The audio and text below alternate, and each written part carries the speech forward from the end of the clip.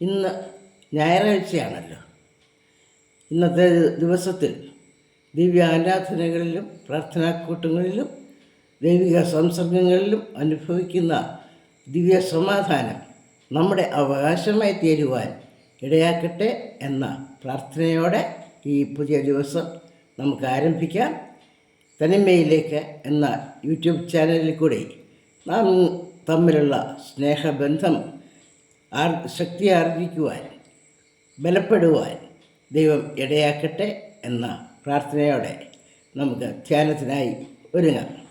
4-ാം സങ്കീർത്തനം 8-ാമത്തെ വാക്യം: ഞാൻ സമാധാനത്തോടെ കിടന്ന് ഉറങ്ങും. നീയല്ലോ യഹോവേ എന്നെ നിർഭയം വസിക്കുമാറാക്കുന്നത്. പ്രശ്നങ്ങൾ നിറഞ്ഞ ഒരു ലോകത്തിലാണ് നമ്മൾ ജീവിക്കുന്നത്. ഈ പ്രശ്നങ്ങൾ, നാം നേരിട്ടുകൊണ്ടിരിക്കുന്ന ബുദ്ധിമുട്ടുകൾ, വിമർശനങ്ങൾ, ഞെരുക്കങ്ങൾ, ഇവയൊക്കെയും ഉറക്കമില്ലായ്മയിലേക്കും സമാധാനമില്ലായ്മയിലേക്കും മനുഷ്യനെ നയിക്കുക. എന്നാൽ ദൈവത്തിൽ ആശ്രയിക്കുന്ന ഒരു വ്യക്തിക്ക് സമാധാനത്തോടെ കിടന്ന് ഉറങ്ങുവാനായിട്ട് കഴിയും. കാരണം നമ്മുടെ ഭാരം എല്ലാം വഹിക്കുവാൻ നമ്മുടെ കർത്താവ് ഒരുങ്ങിയിരിക്കുന്നു.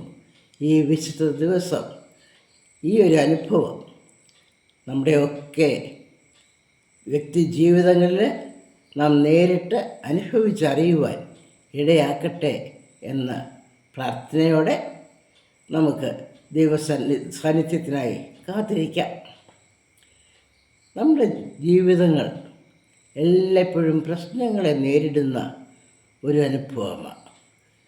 4-ാം സങ്കീർത്തനം 1-ാം വാക്യത്തിൽ പറയുന്നു: ഞാൻ ഞെരുക്കത്തിലിരുന്നപ്പോൾ നീ എനിക്ക് വിശാലത വരുത്തി.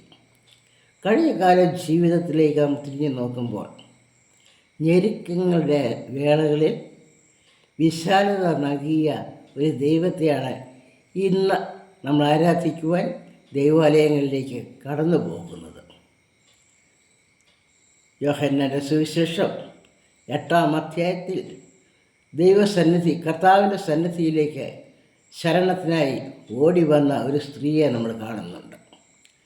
പുരുഷാരം അവൾ ചെയ്ത തെറ്റുമൂലം അവളെ കല്ലെറിയുവാൻ അവളുടെ പിന്നാലെ പരക്കം പായുകയാണ്.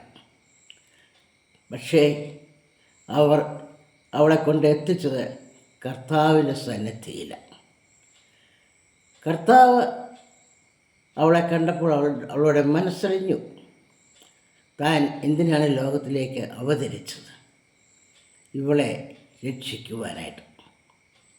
അതാണല്ലോ തൻ്റെ ലക്ഷ്യം.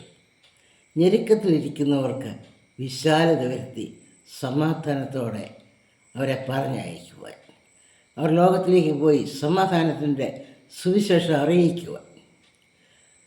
ആ സ്ത്രീയോട് കർത്താവ് ഇടപെട്ട രീതികൾ നമുക്ക് ശ്രദ്ധിക്കാം.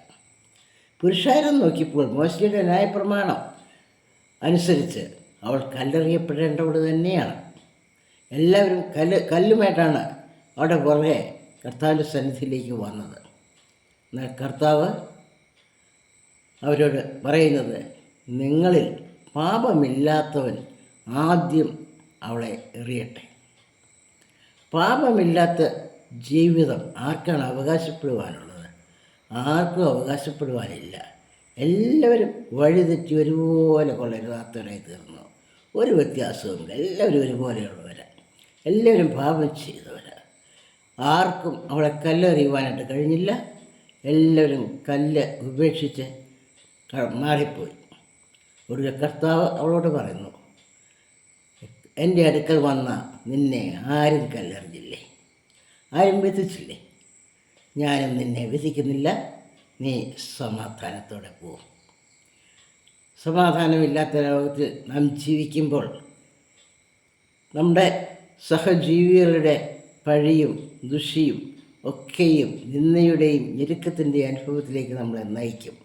ആ സമയം കർത്താവിൻ്റെ പാദത്തിൽ ചെന്ന് പാപക്ഷമ ലഭിച്ച് മാനസാന്തരപ്പെടുന്ന ഭാവിയെക്കുറിച്ച് സ്വർഗം സന്തോഷിക്കുമ്പോൾ നമ്മുടെ ജീവിതത്തിലും സമാധാനം അനുഭവിക്കുവാൻ ദൈവം ഇടയാക്കട്ടെ എന്ന് പ്രാർത്ഥിക്കാം.